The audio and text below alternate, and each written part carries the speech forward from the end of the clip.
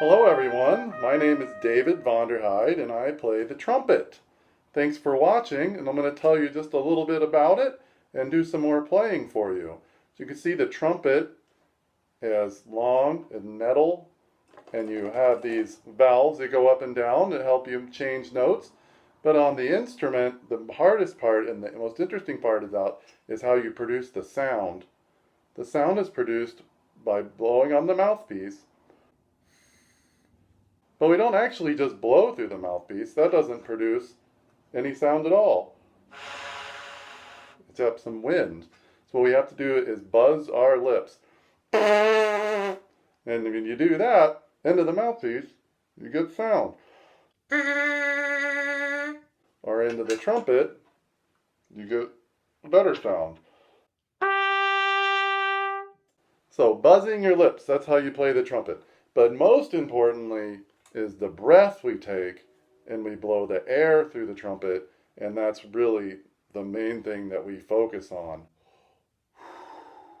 And making sure we get air through our buzzing lips. So I mentioned the valves on the trumpet. If you look closely though, we have some other components. This here where the sound comes out is called the bell. We have some other moving parts. They're called slides. It slides. Each valve has a corresponding slide. And so these things are for helping get the right notes and playing them in tune. The trumpet is a very loud instrument. And so when you think of trumpet players, a lot of times trumpet players have big personalities. They might be loud and like to talk a lot, because when you're playing the trumpet, you can't really hide. So if you have a more introverted or shy personality, the trumpet might be tough, because you can't hide, like I said. But when I was young, I also was a little bit shy, and playing the trumpet has helped me to be more outgoing and less worried about speaking in public or just speaking up. It's helped me. So even if you're a little shy, you can still succeed on the trumpet. But again, it's very loud. You do have to be heard. So I want to play you an example now, though, of an excerpt where the trumpet is not particularly loud and is used more like a voice.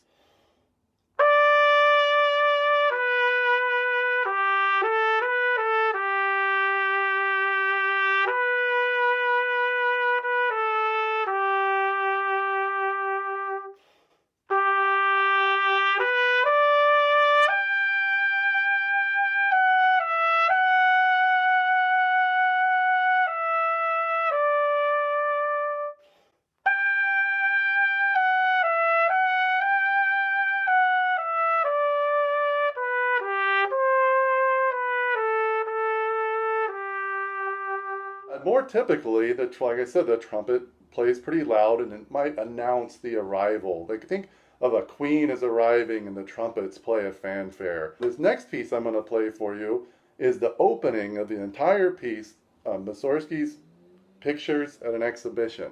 It starts with just solo trumpet.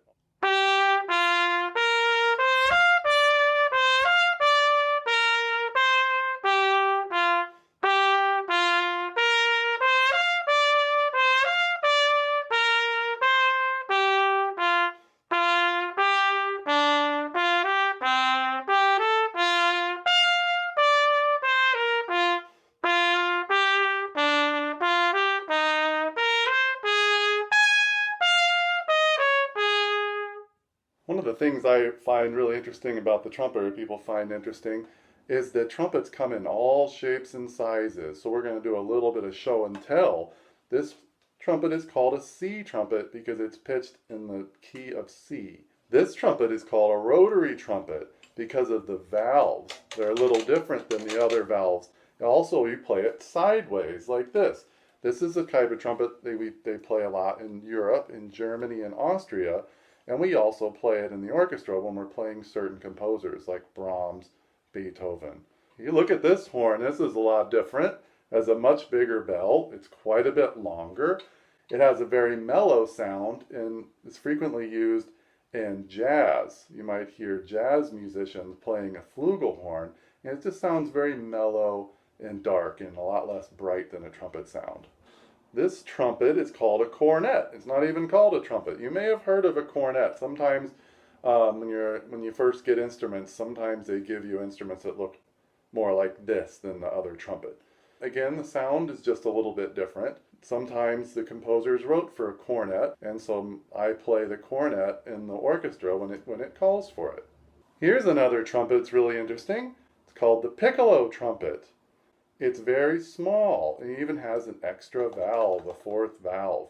It's so small it plays very high, so that fourth valve is added actually so we can play lower notes.